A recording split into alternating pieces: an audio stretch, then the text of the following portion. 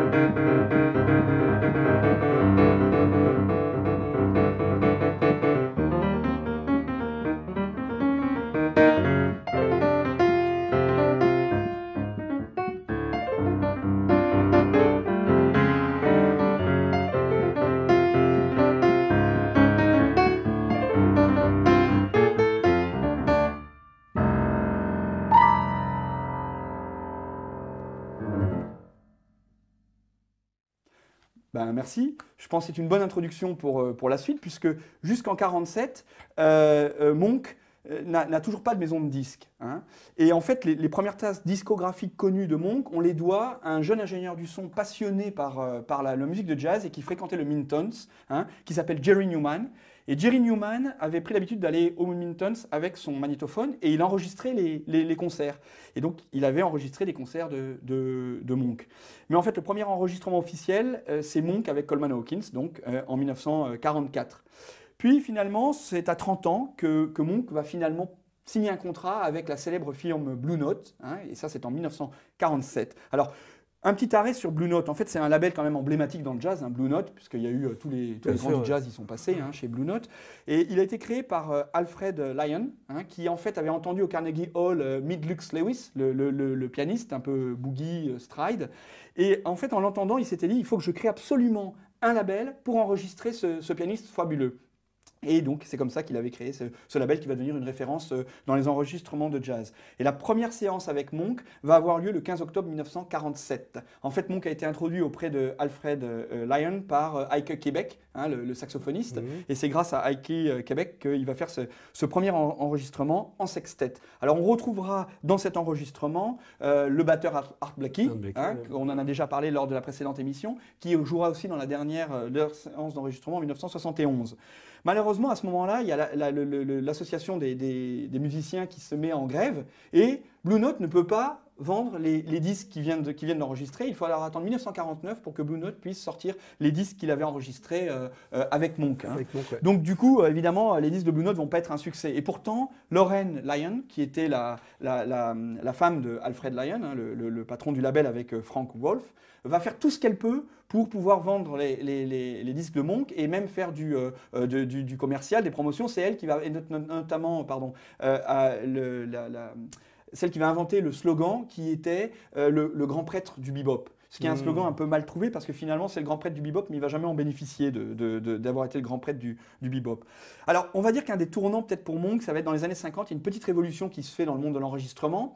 Cette petite révolution, c'est qu'on passe du 78 tours au 33 tours. Alors a priori ça veut pas dire grand-chose, sauf que en fait le format du 78 tours ne permettait qu'un enregistrement assez court.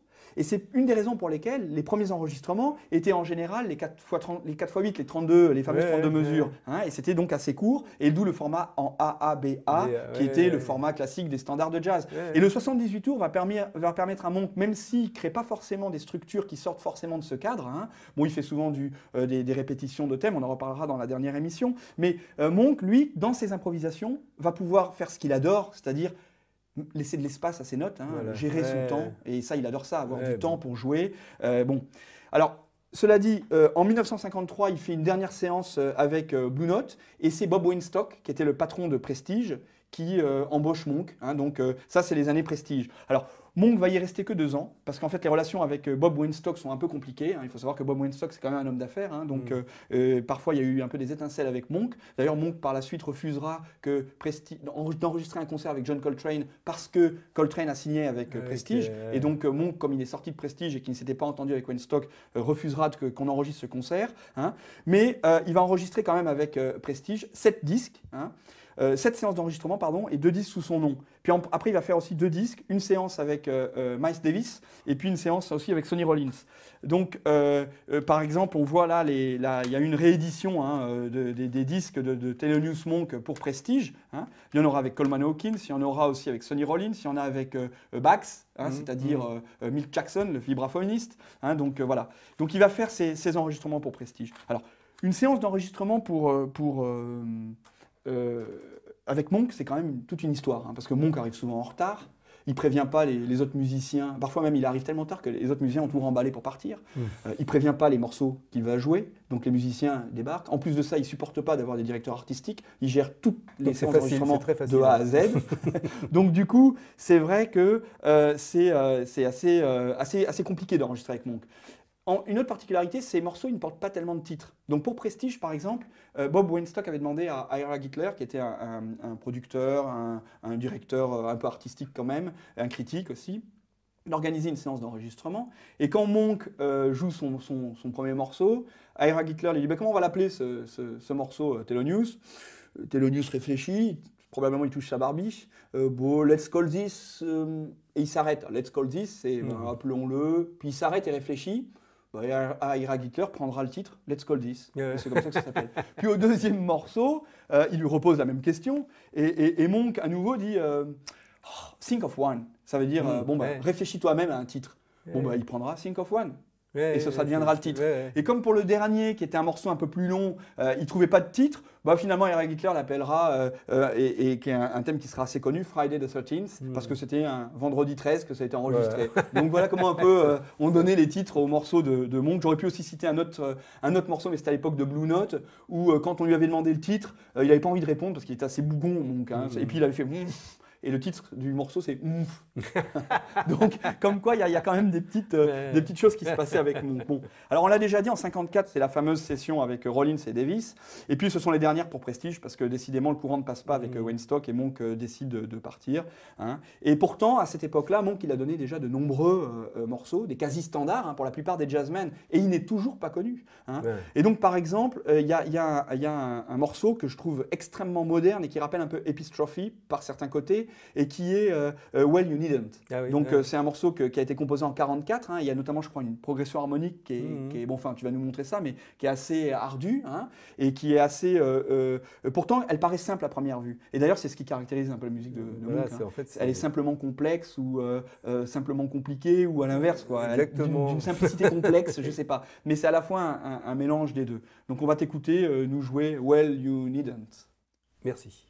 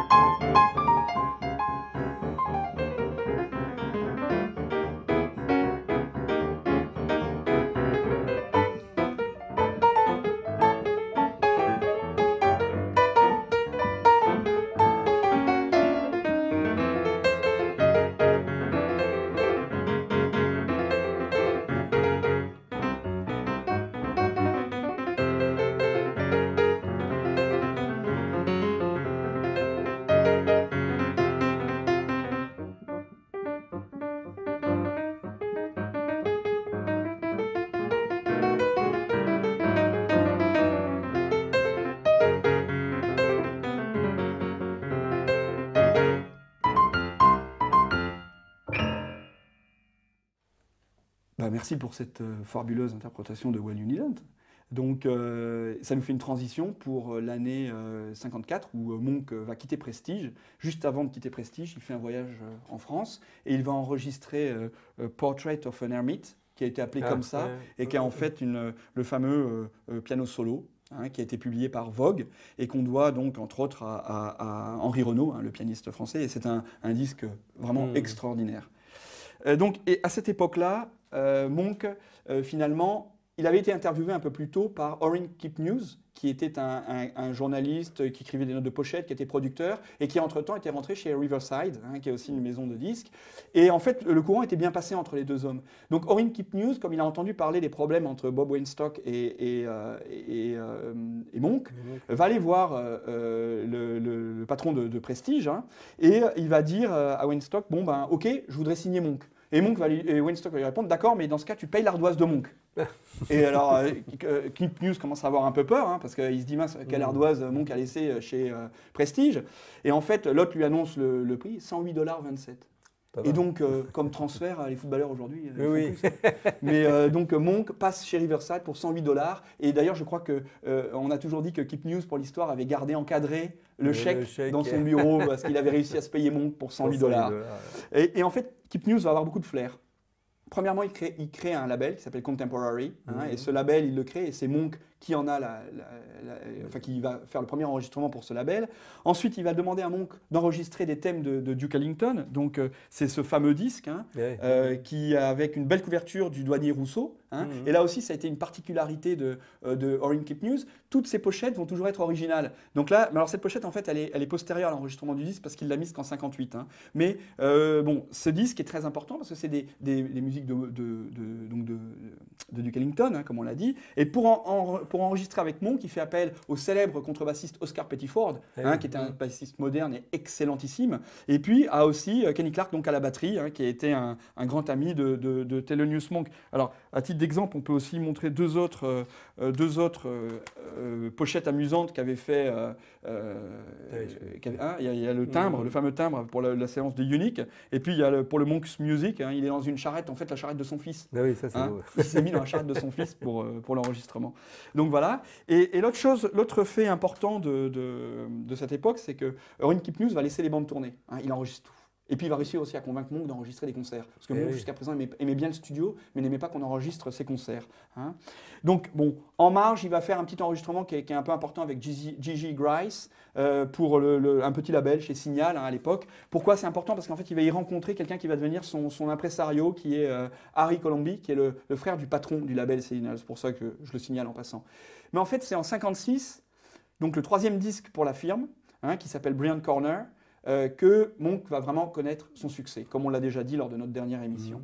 Et là, je pense que ça mérite qu'on s'arrête un peu sur cet enregistrement de Brilliant Corner, parce que ça vaut son pesant de cacahuètes. Déjà, première chose, on remplace Rudy Van Gelder. Rudy Van Gelder a été très très connu parce que c'est un ingénieur du son qui est officier chez Blue Note pendant de longues années et qui a été vraiment quelqu'un au studio Hackensack, qui était sa maison, et enfin son studio. Et en fait, Rudy Van Gelder a été un homme très connu pour les enregistrements de jazz. Mais là, ils vont prendre Jack Higgins, et ils vont changer de studio, ils vont aller au Reeves Sound, dans lequel le piano est meilleur que le piano d'Hackensack, premièrement. Et deuxièmement, Jack Higgins, dans son approche d'enregistrement, met plus en valeur le piano de Monk, et ça sert probablement mieux la musique de Monk que le son Blue Note, comme on avait dit par la suite. Parce que, bon.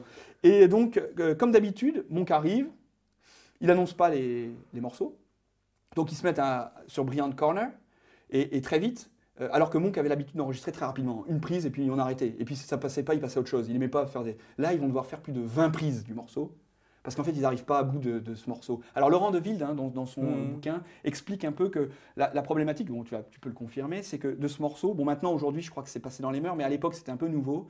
Il demandait aux solistes d'improviser, non pas en passant de lent à rapide. Donc les improvisateurs jouent sur du rapide après avoir joué du lent, mais ils demandent l'inverse. C'est-à-dire que le combo joue sur du rapide et les improvisateurs doivent ralentir le tempo quand ils vont improviser. Et ça, à l'époque, ils n'y arrivaient pas. Ils étaient lancés, la tension était là et ils improvisaient sur du rapide.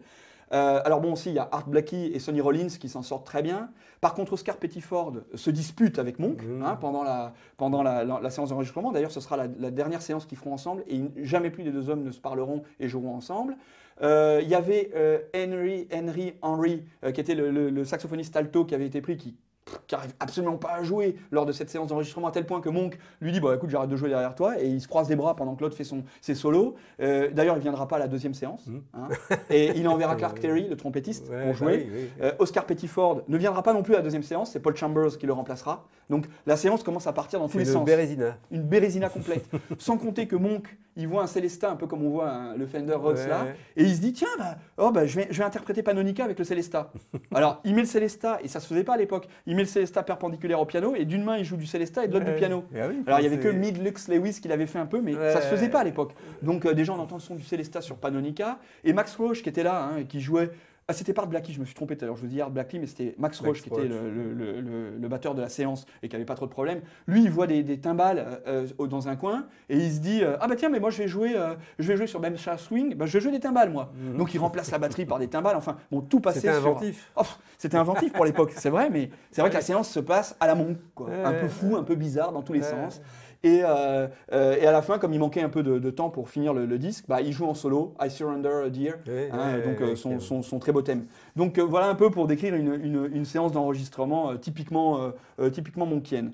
Bon alors en 57, on l'a déjà dit, peu de temps après, Monk récupère sa carte de cabaret, donc il se remet à jouer, etc.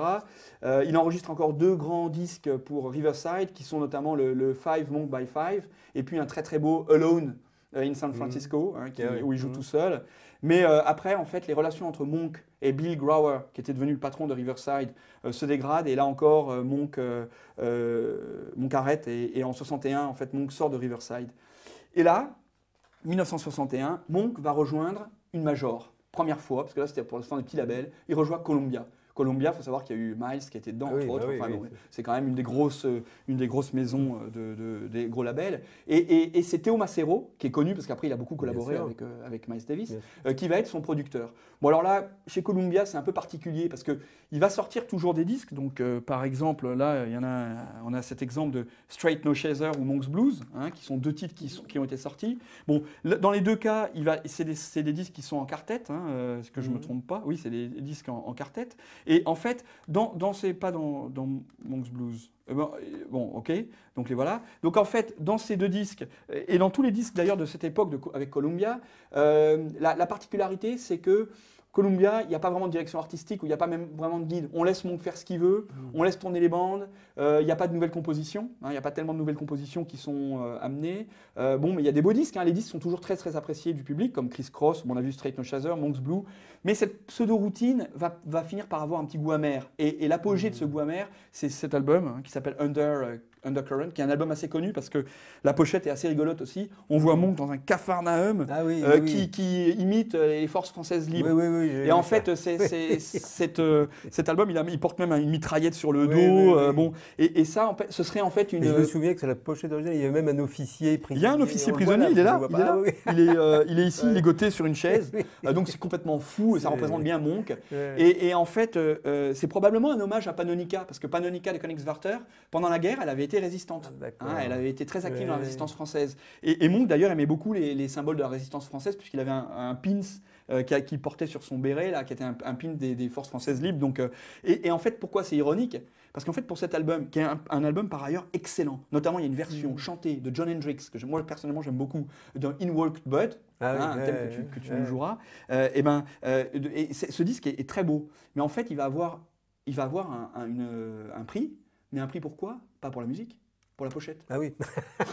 Donc pour Monk, c'est un comble je dirais d'échéance. C'est même pas sa musique qu'on prime maintenant. On en est à primer les pochettes. Hein.